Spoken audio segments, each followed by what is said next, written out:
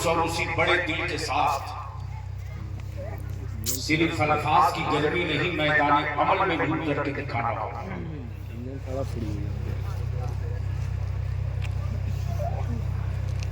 हजरत शहजादे शमसुल मशाइख का हुक्म हुआ कि अभी जो चल रही है तहरीक, अल्हम्दुलिल्लाह मैं सुकून के साथ मरने का रास्ता हमवार कर रहा हूं, वरना मैं भी अपनी तकलीफों का रेट फिक्स करता तो मुझसे ज्यादा मालदार कोई खतीब नहीं होता। और सिर्फ निकाह सस्ता करने से काम नहीं चलेगा, जलसा भी सस्ता करना पड़ेगा। भाड़े के भीड़ और भाड़े के खतीब से हम अपने मसले नहीं बचा पाएंगे। बैठो।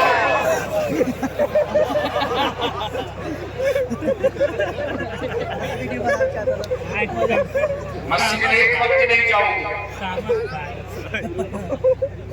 ईद और बकरीद को भी मुलाकात होती है, वो भी रोजा पूरा रख के नहीं जाते।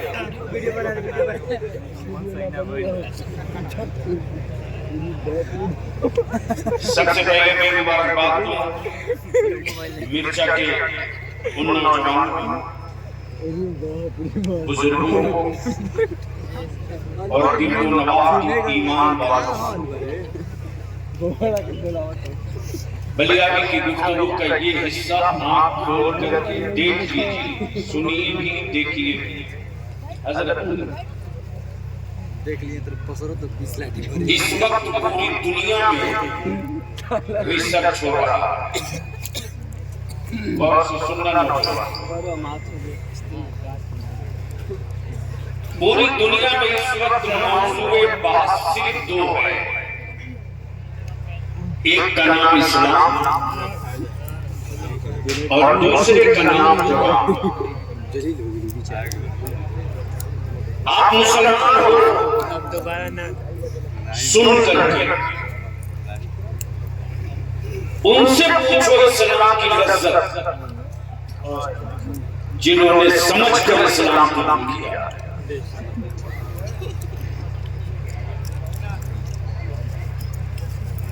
सुनना है, समझना है।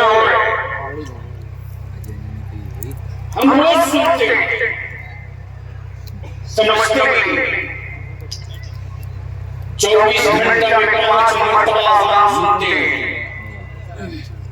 समझते नहीं है।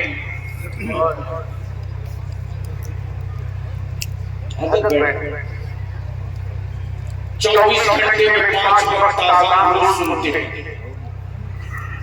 समझते नहीं। अगर अज़ान समझ गए होते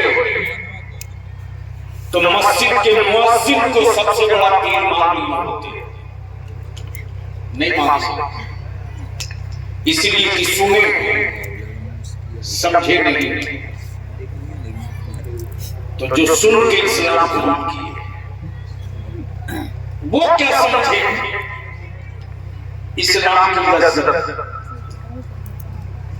आज पूरी दुनिया में मौजूद बहस है दो पर, एक का नाम इस्लाम है, दूसरे का नाम कुरान है।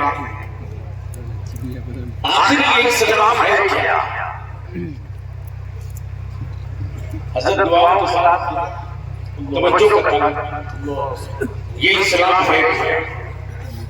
कोई मुजस्समा है नहीं कि दिखा दिया जाए, कोई तस्वीर है नहीं कि गले में उतार दिया जाए। इस्लाम कोई शहर है नहीं जिस शहर को इस्लाम बता दिया जाए। आखिर ये इस्लाम है क्या कि पूरी दुनिया तो परेशान है दो से, एक का नाम इस्लाम है और एक का नाम कुरान है। किताबें मार्केट में बहुत है, लेकिन लेटेस्ट सर्वे ये है कि दुनिया में सबसे ज्यादा पढ़ी जाने वाली किताब का नाम कुरान है और दुनिया में सबसे ज्यादा सुनी जाने वाली किताब का नाम कुरान है। किताबें बहुत हैं, प्रोफेसर पढ़ता है, पब्लिक नहीं सुनती। मेडिकल की किताबें स्टूडेंट पढ़ते हैं, पब्लिक नहीं सुनती। लेकिन ये ऐसी किताब है कि पढ़ी कहीं जाए, सुनते सभी हैं, सुनते सभी हैं। अपना हो तो भी सुने, बेगाना हो तो भी सुने। आज इस्लाम और कुरान दो ही है। हजरत कई घंटे की पुस्तकों में समझ ले रहा हूं, दो जुमले मुझे कि अब रिसर्च ये हो रहा, गरीबी में मुसलमान सबसे ज्यादा है, मफलूकुल हाली में मुसलमान सबसे ज्यादा है, बेरोजगारी में मुसलमान सबसे ज्यादा है, जेल में सबसे ज्यादा कसरत मुसलमान की। आखिर इस्लाम छोटा क्यों नहीं हो रहा, इस्लाम घट क्यों नहीं हो रहा? मकान जल गए, शहर जल गए, इलाका जल गया, आबादियां जल गई, हौसले को धुआं न लग सका, हिम्मतों पर कालिख न जम सकी। आखिर वजह क्या है? तो सुनो, भीड़ लो, मजमा हो, एजेंडा बनाओ। भीड़ लो, मजमा हो, एजेंडा बनाओ, तो वो जुनूनियों का एक काफिला हो सकता है, जुनूनियों का एक काफिला हो सकता है। किताब हो, नतीजा न हो, जिल्द हो सकती है। आलिम हो, बखील हो, ताजिर हो सकता है। खानकाह हो, तसव्वुफ न हो, खशियत न हो, दुकान हो सकती है, दुकान हो सकती है। अब सवाल ये उठता है कि भीड़ लो, मजमा हो, एजेंडा क्या? पूरे गिरदो नवाब से आए हो, एजेंडा क्या? पूरे खित्ते से आए हो, एजेंडा क्या? पूरे इलाके से जमा हो, एजेंडा क्या? इमारत बनाई, एजेंडा नहीं, बिल्डिंग बनाई, एजेंडा नहीं, किताब लिखा, एजेंडा नहीं। आखिर फिर ये भीड़ किस काम की, ये सैलाब किस काम का, ये लोग किस काम के? अब ये हम लोग को थोड़ी सी भैया माइक का को हटा दो प्लीज, माइक का को हटा दो ताकि आवाज साफ समझ में आए। आखिर इस भीड़ का इस्तेमाल किया है, भीड़ का इस्तेमाल किया है। तो आज पूरी दुनिया में जो रिसर्च हो रही वो दो से, कुफ्र को, शिर्क को, मुशरिकीन को, मुर्तदीन को, इस्लाम दुश्मन सारी ताकतों को सिर्फ दो से डर है। एक का नाम इस्लाम, एक का नाम कुरान। ये दोनों ऐसा है जो बदला नहीं लेता। इस्लाम ने कहीं नहीं कहा बदला लो, बदला नहीं। और कुफ्र को डर बदला से लगता है, बदला से। और इस्लाम बदला नहीं लेता। जब इस्लाम को पढ़ने वालों ने पढ़ा और जब इस्लाम को रिसर्च किया तो वो इसी नतीजे पर पहुंच गए कि इस्लाम बदला नहीं लेता, इस्लाम बदल देता है। जो बदल दे वो इस्लाम है, जो बदल दे वो कुरान है, जो बदल दे वो मुस्तफा का दीन है, जो बदल दे वो कानून शरीयत है, जो बदल दे वो मुस्तफा की सुन्नत है, जो बदल दे वो निज़ाम मुस्तफा है, जो बदल दे वो मुस्तफा का कानून है। अब तारीख पढ़ लीजिए, तारीख पढ़। आप सुन चुके हैं गरीब नवाज कमेटी वालों, दुनिया ने देखा इसी भारत में गरीब नवाज पर पानी बंद किया गया। मेरे खाजा ने बदला नहीं दिया, मेरे मोइनुद्दीन ने बदला नहीं दिया, बल्कि आना सागर को ही बदल के रख दिया। आना सागर को बदल के रख दिया। लेकिन कौन समझाएगा आपको? कौन समझाएगा आपको? आपने अपनी औलादों के हाथ में 50,000 के मोबाइल दिए, एक मर्तबा नहीं पूछा आपने कि बेटे इस डब्बे का इस्तेमाल क्या है। रोज आपके बिस्तर पर बिरयानी जैसे ना जाने कितने गड़बड़ बन गए। मेरी बेटियां खैरों के आंगन की जीनत बन गई। हम नारा लगाते रह गए, हम नारा लगाते रह गए, हम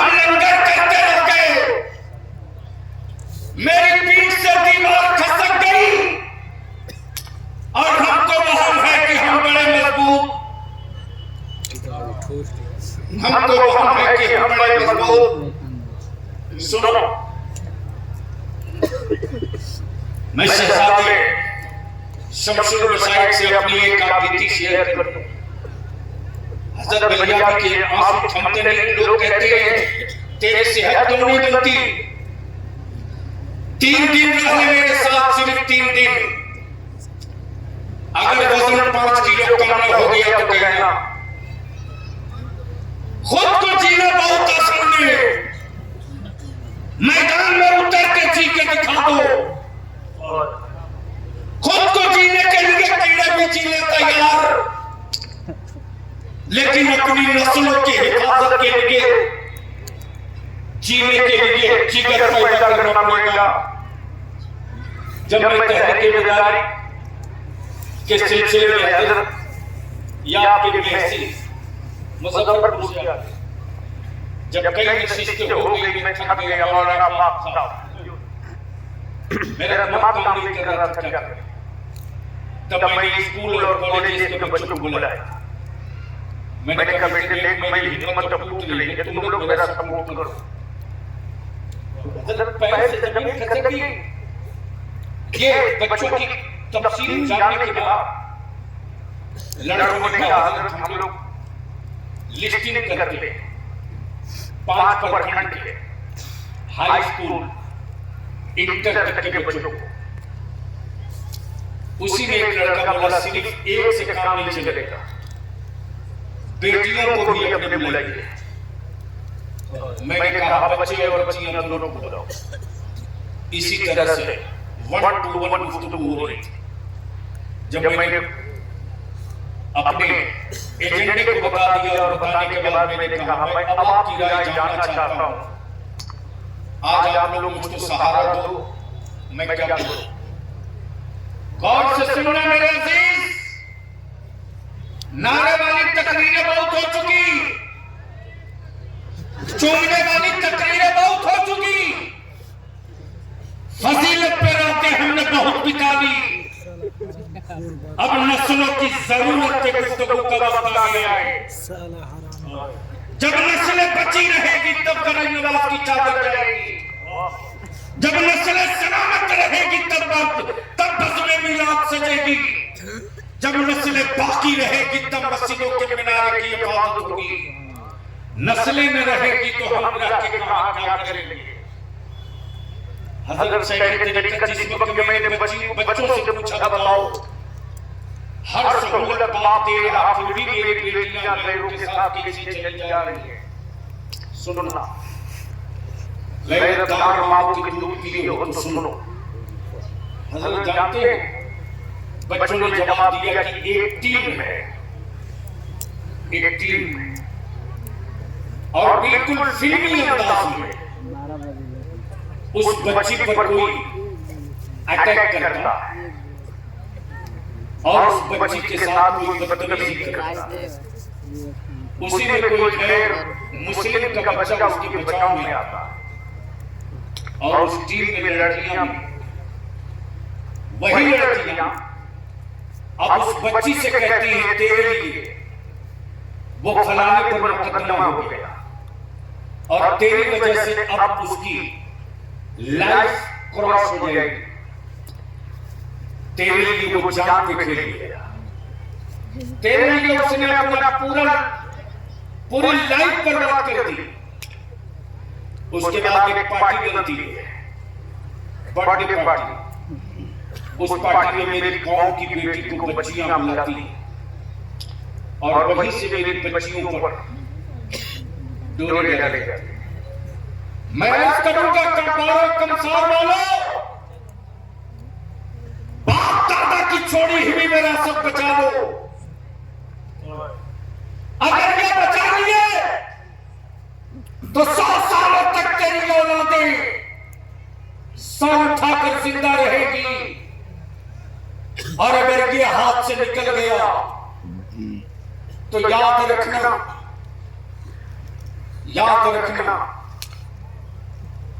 कल किसी ने ये कहा था, कुत्ते से कहा था, भाग भाग, वरना आदमी की मौत मारा जाएगा।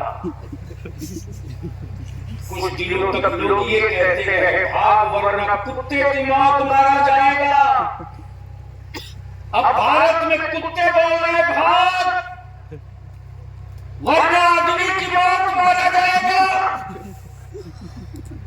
इसकी एक बुनियाद, वो बुनियाद की हमने भीड़ जमा की एजेंडा नहीं था, हमने मजमा जमा किया। मेरे पास कोई करर था तो रेजुलेशन नहीं थे, भीड़ थी आहत का जज्बा नहीं था, भीड़ थी कोई कैलेंडर नहीं था, पैसा था लेकिन खर्च करने का कि जगह नहीं मालूम थी। कोठी और मकान तो बना दिया, हवेली में गिरी नाइट और टाइल्स तो लगा दिया, लेकिन खूबसूरत हवेली के लायक खूबसूरत औलादों की तरबियत न दे सके। मेरे अजीज, बलिया की आपसे सिर्फ दो चंद बातें अर्ज करता है, इतनी तमहीद के बाद सुनो। वो पत्थर जो पत्थर छेड़ियों की चोट से डर जाए, जो पत्थर छेड़ियों की चोट से डर जाए, वो पत्थर कभी मस्जिद का मेहराब नहीं बन सकता। और जो औरत विलादत के दर्द से डर जाए, वो औरत कभी मां नहीं बन सकती। तो बढ़िया से बना, जो औरत विलादत के दर्द से डर जाए, वो औरत कभी मां नहीं बन सकती। और जो खेत हल के लोहे से डर जाए, वो कभी फसल नहीं दे सकता। मेरे अजीज,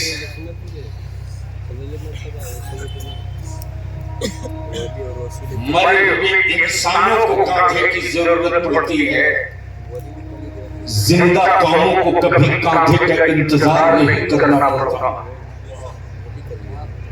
अगर लाश नहीं बने हो तब इंतजार मत करो और खुद को सर जोड़कर बैठ जाओ।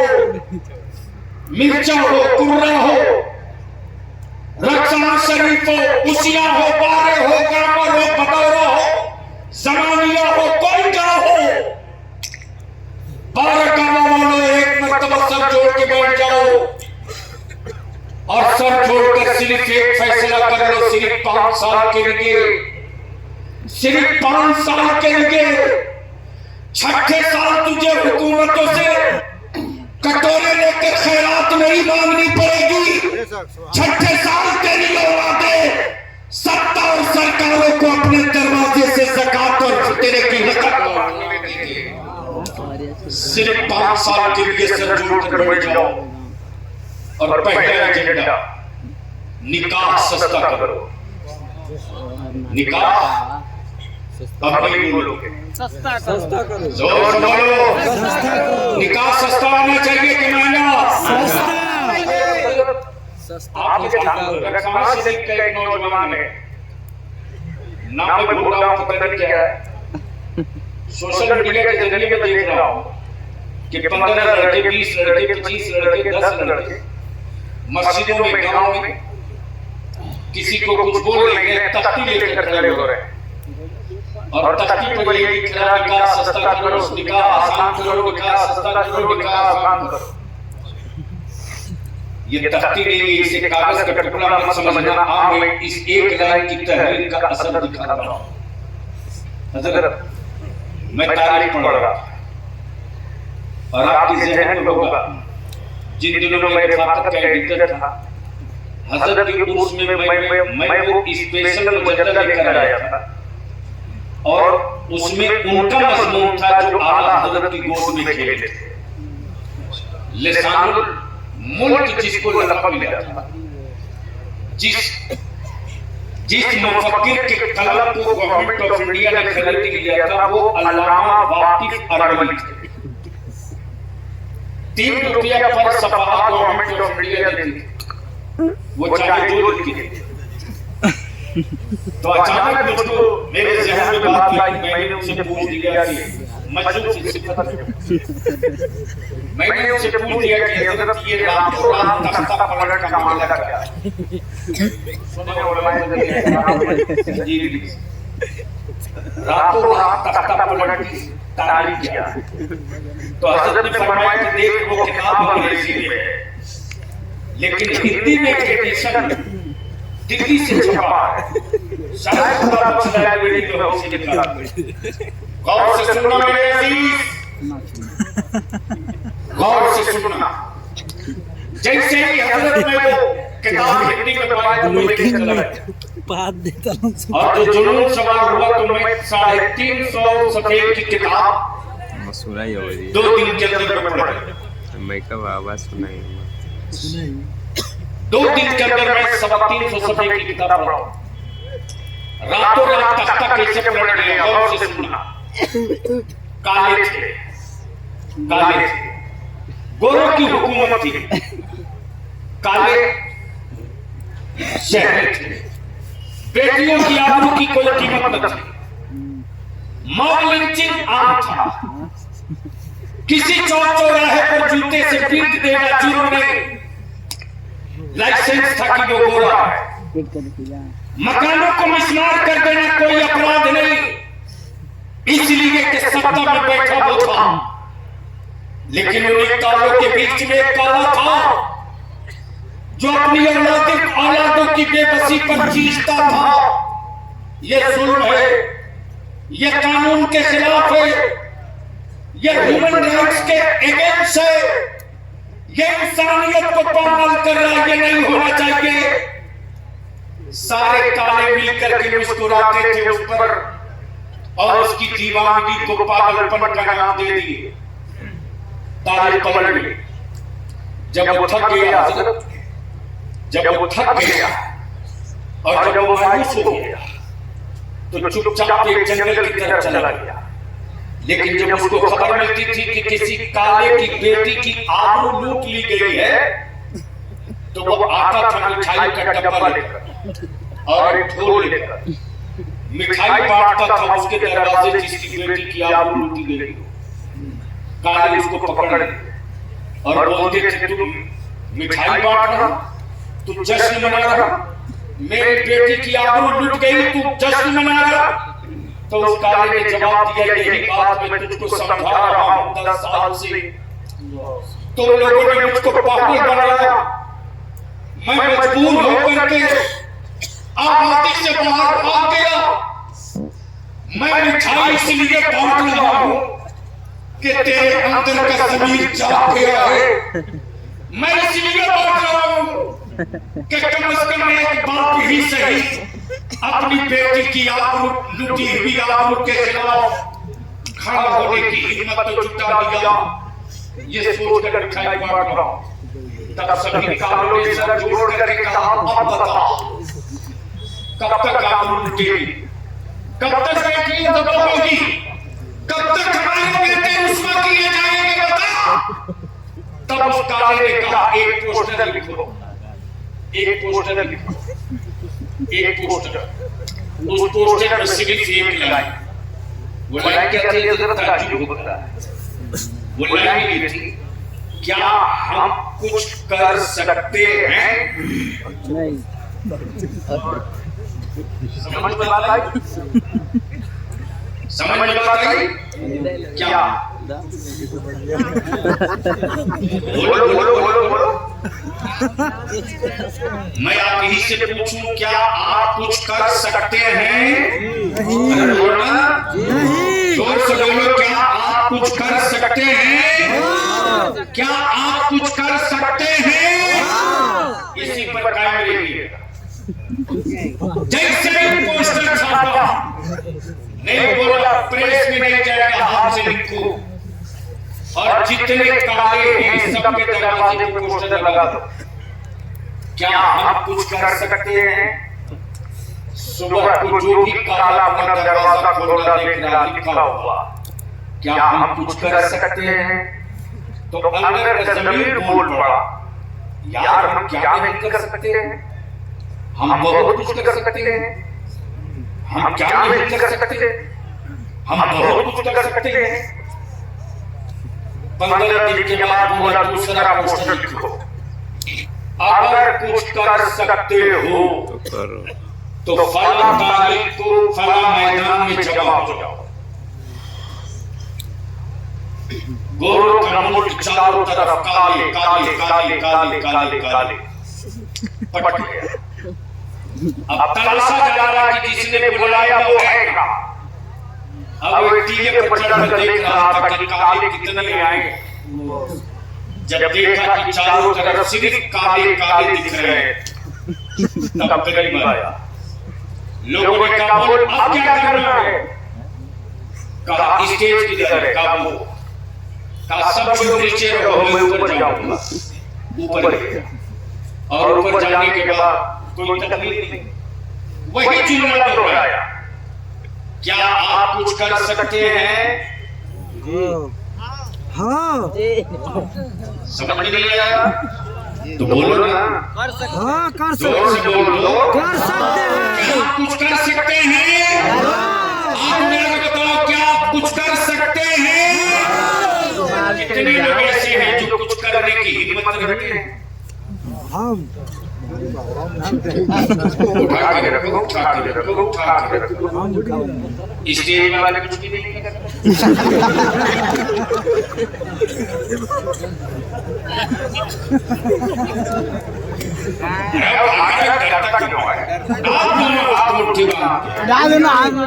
अब मेरे साथ एक बार उसी सवाल का जवाब देना, क्या आप कुछ कर सकते हैं? जोर से बोलो, क्या कुछ कर सकते हैं? क्या कुछ कर सकते हैं? तो सिर्फ एक काम करो, निकाह को सस्ता करो और इसी पैसे को बचाकर अपनी औलादों को पढ़ा दो। 5 साल के बाद पूरे भारत में कोई और नजर नहीं आएगा। हर दफ्तर में, हर ऑफिस में अब्दुल्ला और अब्दुल रहमान का बेटा।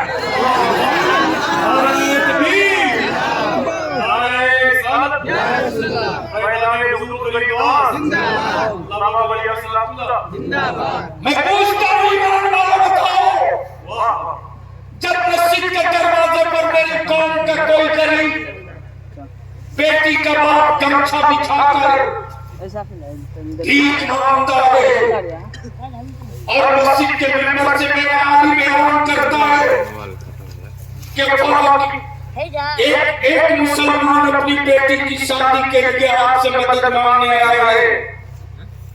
जब कुफ्र की हवेलियों में बैठने वाले इस्लाम के दुश्मनों को मालूम हो गया क्या मुसलमानों की बेटियां बोझ बन गई हैं, चंदे के बल पर इनकी बेटियां रुखसत हो रही हैं, तब गैरों का कलेजा चौड़ा हुआ है, तब उनकी हिम्मतें बढ़ी। दावत और बारात में जाते हजरत अल्लामा रियाज साहब, इसी मुजफ्फरपुर का वाकया है। आज भी अंदर से मैं खौफ जाता हूँ। एक जलसे में मैं रात को तकरीर में था, फोन नहीं उठा सका, करीब 20 टेलीफोन आया। जब गाड़ी में बैठा तो मैंने फोन पकड़ा, जैसे ही फोन लिया देखा 20 कॉल है। मैंने बैक किया, जैसे ही फोन लगाया वैसे ही उधर से एक लड़के की आवाज आती। मैं पूछा कौन? उसने जवाब दिया, मेरे अब्बू फोन कर रहे थे। अब वो दुनिया में नहीं रहे, अब वो दुनिया में नहीं है। हजरत आज तक मुझे मलाल है। मैं गाड़ी पर अपना हाथ मार रहा था कि मैंने फोन क्यों नहीं उठाया। हो सकता है उसको मेडिकल की जरूरत हो, मेरा एक टेलीफोन काम आ जाता, उसको एम्स में ट्रीटमेंट हो जाता। मैं अपने आप को कोस रहा था। मैंने कहा बेटे क्या हुआ था आपको? सुनो सुनो। उस लड़के ने जवाब दिया, आज मेरी बहन की बारात आई थी, 50 बाराती आने वाले थे। अब ने कर्ज लेकर के बारातियों के खाने के इंतजाम किया। लड़के वाले जिद पकड़ लिए थे, अबू का पैसा एलआईसी में मैच्योर नहीं हुआ, अबू ने कर्ज लिया। कर्ज लेकर के अबू ने मोटरसाइकिल ली, अबू ने सूद पर पैसा लिया और सूद पर पैसा लेकर अबू ने इंतजाम किया। 75 बारातियों के खाने का इंतजाम था, 50 आने वाले। अचानक 10 आदमी का खाना घट गया। बारातियों के बीच में मेरे अबू को लड़के के बाप ने कह दिया कि मुझे नहीं मालूम था कि मैं मंगे के घर अपनी बेटी का निकाह कर रहा हूं। मेरे अबू के दिल पर ये बात लगी। हम लोग अपने अबू को संभालना चाह रहे थे, लेकिन उनको अटैक आ गया। हॉस्पिटल में गए। मैंने कहा बेटे मैं क्या कर सकता हूँ? बोला हजरत एक ही काम कर दो, वरना सुबह मेरे घर से 2 लाश निकल सकती है। मेरे अबू का पोस्टमार्टम मत होने दो। हम तुझसे सिर्फ इतनी सी भीख मांगते हैं मेरे बाप का पोस्टमार्टम मत होने दो। मैंने कहा बेटे बेफिक्र रह, तेरे अबू का पोस्टमार्टम नहीं होने दो। मेरे अजीज, जब मैंने बच्चों को भेजा कि जाकर देखो उस बारात में जहां खाना खाए बाराती, देखो डस्टबिन में कितना खाना फेंका पड़ा। देखो लड़कों ने बताया कि हजरत कम से कम 35 से 40 आदमी अभी खाना खा सकते थे। मैं आपकी अदालत में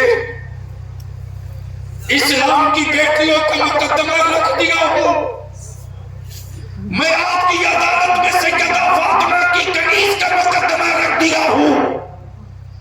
अगर गुलाम हुसैन के बाप हो तो फैसला कर लो कि बेटियों की आबरू कौन बचाएगा,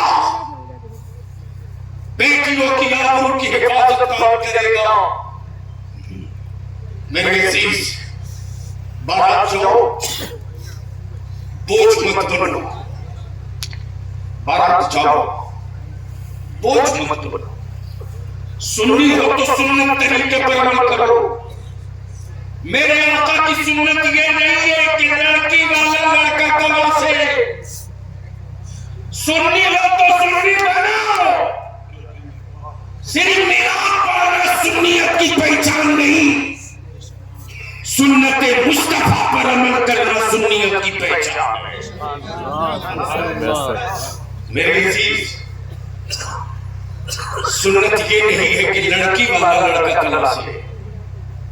सुन्नत ये है कि लड़का वाला लड़की वाले के दरवाजे रिश्ता मांगने जाए। आए आए आए, अब बोल दो सुभान अल्लाह, अब बोल दो सुभान अल्लाह, जोर से बोल दो। अरे मस्ती में बोल दो।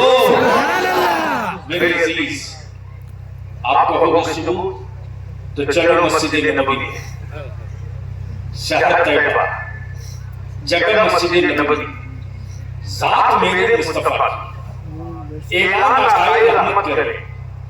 ए लोगों, मेरी बेटी फातिमा का मंसूब लेकर आओ। मेरी बेटी फातिमा का मंसूब लेकर आओ। और ये नहीं कहा कि मक्की हो तो आओ, मदनी हो तो आओ, हाशमी हो तो आओ, कुरैशी हो तो आओ, मुत्तलबी हो तो आओ। ये नहीं कहा। क्या कहा? मेरी बेटी फातिमा का मंसूब लेकर आओ। आओ, शर्त ये अल्लाह वाला मुहम्मदुर रसूलुल्लाह, यानी आओ। जैसे ही ये आवाज गूंजी है ज़बाने नबूवत से, मदीने तैयबा के बड़े बड़े लोग उनकी औलादें बेचैन हो गई। काश आकाए करम हमको कबूल कर लेते, काश रसूल करीम अलैहिस्सलाम की बेटी मेरे घराने को कबूल कर लेती। ये खबर जैसे ही फातिह खैबर दामाद पैगंबर मौला अली मुश्किल कुशा रदियल्लाहु तआला के कानों तक पहुंची। हजरत सैयदना मौला अली मुश्किल कुशा मस्जिद नबवी के कोने में चुपके चुपके बैठकर आंसू गिरा रहे, आंखें नम है। सैयदना अबू बकर सिद्दीक तशरीफ लाए, फरमाते हैं रोते क्यों, ये हदीस इसकी है कैसी? सैयदना मौला अली शेर खुदा फरमाते हैं ए अबू बकर, आज अली इसलिए रो रहा है कि काश अली के पास अच्छी हवेली होती, बेहतर मकान होता, रहने को जगह होती, तो मैं नबी करीम अलैहिस्सलाम की बेटी सैयदा फातिमा के मंसूब पर लब्बैक कहकर दौड़ जाता। आका ने रहमत फरमा, सैयदना अबू बकर सिद्दीक फरमाते हैं घबरा मत, वो रहमत आलम है, वो दिलों का राज जानते हैं।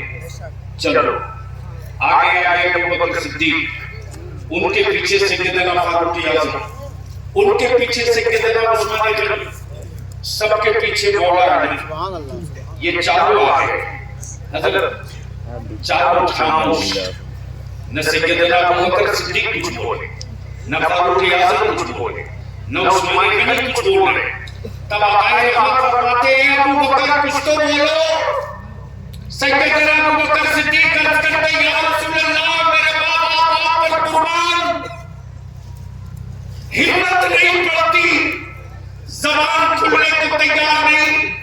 तब आका ने रहमत फरमाते हैं अबू बकर, जो तुम लोग अपने दिल में छुपा कर लाए हो, थोड़ी देर पहले जिब्रील बता कर चले गए, और फातिमा का मंसूब अली से मेरे परवरदिगार ने मुकर्रर फरमाया।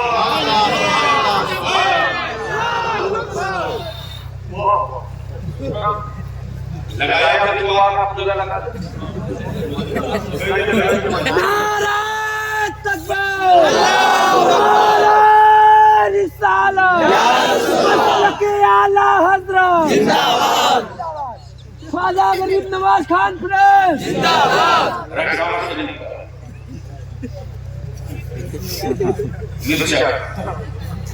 इसीलिए बस 5 मिनट दिल लगाओ, ईमान से बोलो। इतनी बड़ी आबादी में पूरे इलाके के लोग आए, निकाह सस्ता होना चाहिए, सस्ता होना चाहिए, जोर से होना चाहिए। कैसे होगा, कौन करेगा? हम करेंगे, कौन करेगा? हम लोग करेंगे। कोई कुमारा है जी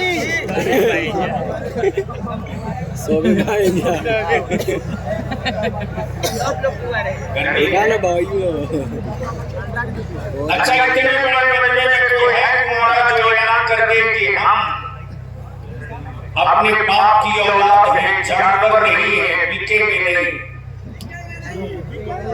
बिकेंगे नहीं है तो अब जबरदस्ती 5 मिनट के हाथ उसको कुमारा।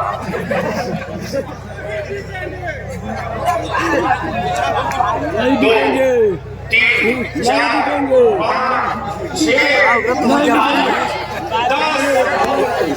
अगर कुमारे हो तो कुफ्र की हवेली पर ठोकर मार के बता दो, अब हम अपनी बेटियों की हिफाजत के लिए मकानों से निकल पड़े हैं, निकाह को आसान कर देंगे, बेटियां इस्लाम की जरूरत पड़ेगी।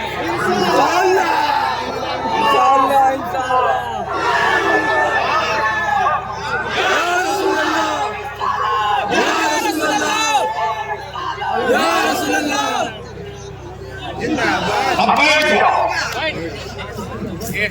अब बैठ जाओ। आखिरी हिस्सा गुफ्तगू का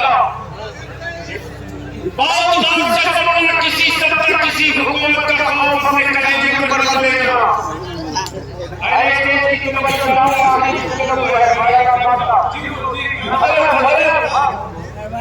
हम दोस्त और हड्डियों के बने मेरी मस्जिदों के बुनियाद के कागज तराशने वालों ने बड़ी फख्र से कहा था, तब तेरे पंजाबी में तो कहा था, और मैं तो कहता हूँ गूगल से पूछ लो, गूगल से पूछ लो कि जमीन पर सबसे पहला आदमी कौन? आदम। पूछ लो गूगल से। ये गूगल पहली वालों का नहीं है, ये गूगल मुसलमानों का नहीं है। यहूदियों के गूगल से पूछो कि धरती का पहला आदमी कौन, तो गूगल भी तुरंत 1 सेकंड के अंदर जवाब देता, जमीन पर पहला आदमी, जिसका पहला आदमी आदम अलैहिस्सलाम है। गूगल कर ले। ये आदम नहीं कहते, डर लगता है, पोल खुल जाएगा, इसलिए आदि कहते हैं। आदि कहां से? आदम कहां से? आदि कहां से? इसलिए कि आदम बोलेंगे तो पकड़ लिए जाए। आदि बोलो, आदम मत बोलो। हम आपसे विनती करें, अपने अपने खेत खलिहान मकान के कागज खतियान रखने वालों, सुकून से मत बैठो, अपनी मस्जिदों की जमीन का कागज दुरुस्त करो। ये 2 चंद दिनों की बात नहीं जो हवा में आगे उड़ जाए। एक मास्टर प्लान है, उस मास्टर प्लान को हम चुनों से नहीं, कलम के पावर से मुकाबला करें। और इसके लिए जरूरत इस बात की हम अपने जवानों से भी मांगते हैं,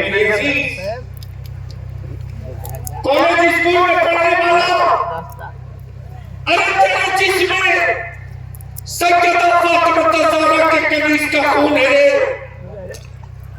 तेरे लिए मां ने न जाने कितनी मेहनतें उतारी है, न जाने मां ने कितने सदके उठाए हैं, सिर्फ तेरे लिए। जरूरत इस बात की आ गई है कि अब दौलत कमाने के लिए पढ़ना बंद कर लो, अपनी नस्लों के तहफ़्फ़ुज़ के लिए आगे बढ़ जाओ। बस आखिरी बात करो, ईमान से बोलो, कॉलेज स्कूल में पढ़ने वालों, आदमी बीमार पड़ता है तो दवा लेता है कि नहीं लेता? जोर से बोलो। अगर दवा दुश्मन की दुकान में हो तो लेगा कि नहीं लेगा? नहीं लेगा। 5 रुपये की दवा अगर 500 में मिले तो लेगा कि नहीं लेगा? क्यों लेगा? जोर से बोलो। जरूरत है। क्यों लेगा? जरूरत है। क्यों लेगा? जरूरत है। दुश्मन की दुकान में है फिर भी लेगा? 5 रुपये की दवा 500 में मिले फिर भी लेगा? बस इसी को आज के जलसे का एजेंडा बना लो। मेरे अजीज, इतनी मेहनत करके पढ़ो कि बीमार मुल्क के लिए दवा बन जाओ, और जब बीमार मुल्क के लिए दवा बनोगे तो वैसे ही तुझको तराशा जाएगा जिस तरह भारत का डिफेंस बीमार था और दवा का नाम एपीजे अब्दुल कलाम था, तो खुद ने देख करके कहना पड़ा भारत का डिफेंस बीमार है, मुसलमान का बेटा दवा है।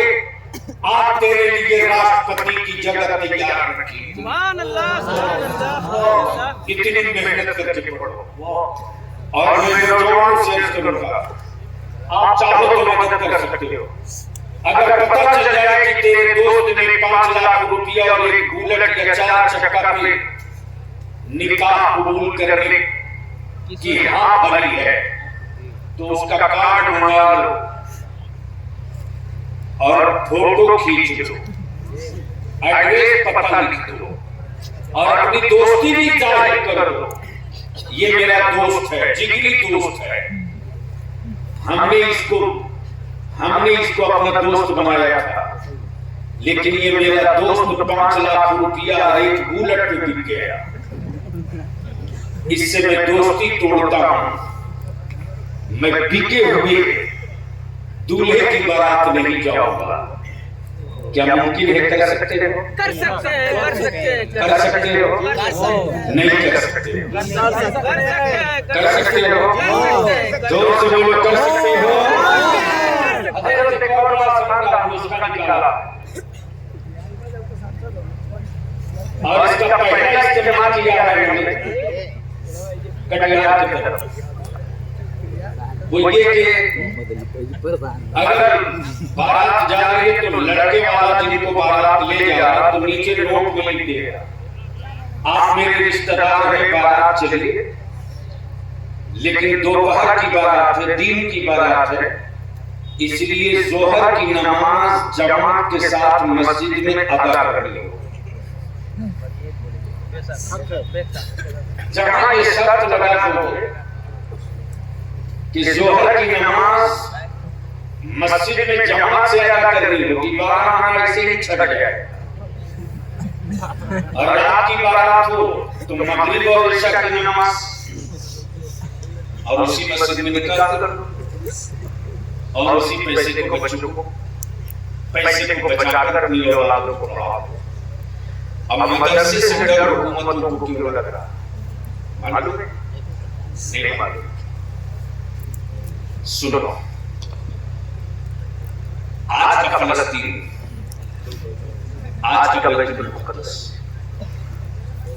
कौन ईमान वाला है यार जो बैतुल मुक़द्दस और फलस्तीन को याद करे और भर पेट खाना खा ले? रोटियों के टुकड़े हाथ से नीचे नहीं उतरते। 1000 साल पहले इसी तरह बैतुल मुक़द्दस पर यहूदियों का कब्जा था और यहूदियों ने कहा था कि अब मुश्किल है, नामुमकिन है, अब इस्लाम में कोई नाम नहीं बचा है जो बैतुल मुक़द्दस पर कब्जा कर सके। ये आवाज जैसे ही गुरूर और घमंड की गूंजी है अरब की वादी में, यह आवाज टकराई इस्लाम के शेर, इस्लाम का शहजादा सलाहुद्दीन अय्यूबी के कानों से। और सलाहुद्दीन अय्यूबी ने ऐलान किया, यहूदियों अपना किला बचा सकते हो तो बचा लो, अभी जमीन पर मुस्तफा का गुलाम जिंदा है। और देखते देखते बैतुल मुक़द्दस पर सलाहुद्दीन अय्यूबी ने इस्लाम का झंडा गाड़ के बता दिया कि नबी वाला सिर पर आ जाए तो फौज की दीवार नहीं, फौज का समंदर बना दो तो अपने जूतों के कदमों से रोक कर फतह का परचम बढ़ा सकता बना। जब फतह कर लिया तब यहूदियों का खूब परेशान हुआ। पता करो सलाहुद्दीन अय्यूबी पढ़ा कहां से, पता करो सलाहुद्दीन अय्यूबी की तालीम कहां से हुई है। तो जब उसकी आईबी ने रिपोर्ट दी तो यही कहा, सलाहुद्दीन अय्यूबी कॉलेज में नहीं पढ़ा, सलाहुद्दीन अय्यूबी स्कूल में नहीं पढ़ा है, सलाहुद्दीन अय्यूबी किसी यूनिवर्सिटी में नहीं गया है, सलाहुद्दीन अय्यूबी की तालीम मदरसे में हुई है और पढ़ाने वाले का नाम अब्दुल कादिर जीलानी है। हुक्मरानों को मदरसों से इसीलिए डर लगता यार कि फिर तेरी चटाई वाले कोई दूसरा सलाहुद्दीन अय्यूबी न पैदा कर दे। इसी खौफ में जी रही है सत्ता हुकूमतें। लेकिन तेरे मुठिया का चावल ने, तेरे ज़कात के सिक्कों ने, तेरे फितरे की रकम ने कुफ्र की चूल्हे हिला के रख दी है। इसलिए मिर्चा वालों, इन्हें किसी का बेटा मत समझना, इसे रसूलुल्लाह का मेहमान समझना। किसी भी मदरसे के बच्चे को गुलाम रसूल बोले अभी क़यामत के दिन तेरा बेटा कहाँ आवे कि ना आवे इसकी कोई गारंटी नहीं है। लेकिन जिनके लुत्फ़े खाकर ये पढ़ चुके हैं, क़यामत के दिन ये सीना ठोक के तेरे काम आएंगे, ये लिख लो। इसलिए मैं अर्ज़ करूंगा अपने मदरसों को मजबूत कीजिए और मदरसे के इंतजामिया से भी हाथ जोड़ के अपील करूंगा, सिर्फ हाफिजी मत बनाइए, सिर्फ हाफिजी मत बनाइए, बल्कि कोशिश कीजिए कि जो बच्चे हिफ्ज़ कर रहे हैं, हिफ्ज़ करते करते कम से कम हाई स्कूल का एग्जाम भी दे सके। ताकि वो बच्चे मेन स्ट्रीम में हमारे आ सके, हमारे बच्चे लॉयर भी बन सके, हमारे बच्चे मेडिकल की तरफ भी जा सके। अम्मा जब मदरसे की पतली दाल और मोटा चावल खाकर 30-12 कुरान हिफ्ज कर सकता है तो थोड़ी सी पुष्ट बना ही कर दो तो मदरसे के बच्चे क्या नहीं कर सकते हैं वो सब करके दिखाते हैं। इसलिए कोचिंग का भी इंतजाम हो, भरपूर कोचिंग का इंतजाम हो। इसलिए मैं कमेटी से भी इल्तिजा करूंगा कि मदरसे की इमारत अल्हम्दुलिल्लाह बहुत खूबसूरत हो गई, बहुत अच्छी हो गई। हमारी बेटियां क्यों जा रही है हाई स्कूल मैट्रिक की, साइंस की, मैथ की, ज्योग्राफी की, हिस्ट्री की अगर कोचिंग करनी है, हम अपने गांव में इंतजाम कर दे, बढ़िया टीचर का इंतजाम कर दे, पर्दे में रहकर मेरी बेटियां एग्जाम की तैयारी कर ले और हम भी बेखौफ बेखतर और मस्त होकर के अपनी बेटियों को पढ़ा सके। मन में ये खौफ न रहे कि मेरी बेटियों की आगे का क्या होगा। इसलिए कि गैरों के कुएं पर अब भरोसा मत करो, पता नहीं कब इस वक्त कौन सा मिला दे। अब अपना ही कुआं तैयार करो ताकि नस्लों को सैराब किया जा सके। याद जिंदा, सोहबत बाकी, सलाम।